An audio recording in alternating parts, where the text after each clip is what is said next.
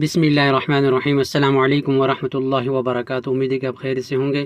مسجد اقصی مسلمانوں کا قبلہ اول۔ مسجد اقصی کی قریبی سنہری گنبد والی عمارت کے لیے دیکھیں قبلۃ الصغریٰ۔ مسجد اقصی مسلمانوں کا قبلہ اول اور خانہ کعبہ اور مسجد نبوی کے بعد تیسرا مقدس ترین مقام ہے۔ مسجد اقصی حقیقت میں مسلمانوں کی میراث ہے جو تاریخی اور مذہبی حقائق سے ثابت ہے، مگر یہ جس جگہ پر تعمیر کی گئی، یہود کے مواقف کے مطابق اس جگہ پر پہلے سلیمانی ہیکل تھی۔ مسلمانوں کے یروشلم شہر پر قبضہ کرنے کے بعد یہ مسجد تعمیر کی گئی، حالانکہ قرآن میں سفر معراج کے باب میں اس مسجد کا ذکر ہے۔ گویا یہ مسجد حضور صلی اللہ علیہ وسلم کے بعثت سے بھی پہلے موجود تھی۔ متعدد روایت کے مطابق خانہ کعبہ کے بعد دوسری عبادت گاہ الاقصی کی تعمیر ہوئی تھی۔ مسجد کا تعلق اللہ کی عبادت سے ہے اور ہر نبی کو عبادت کے لیے مسجد کی ضرورت تھی۔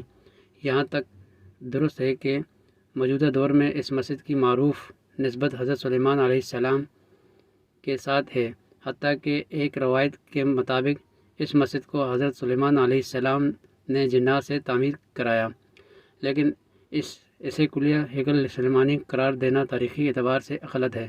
ہیکل کا لفظ رہائش گاہ، محل یا دربار کے لیے استعمال ہوتا ہے۔ گمان غالب ہے کہ نبی اللہ سلیمان علیہ السلام نے اپنی رہائش کا حجرہ بھی مسجد میں ہی بنا رکھا ہوا اور اپنے متبعین کا اجتماع بھی مسجد میں ہی کرتے ہوں، اس لحاظ سے اس مسجد کو ہیکل سلیمانی یعنی سلیمان علیہ السلام کا محل یا دربار کے نام سے منسوب کر دیا گیا ہو۔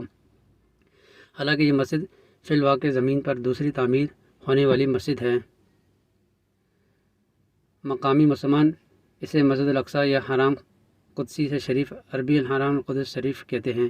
یہ مشرقی یروشلم میں واقع ہے جس پر اسرائیل کا قبضہ ہے۔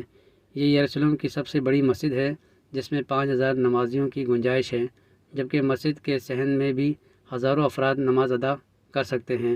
2000 میں الاقصی انتفاضہ کے آغاز کے بعد سے یہاں غیر مسلموں کو داخلہ ممنوع ہے۔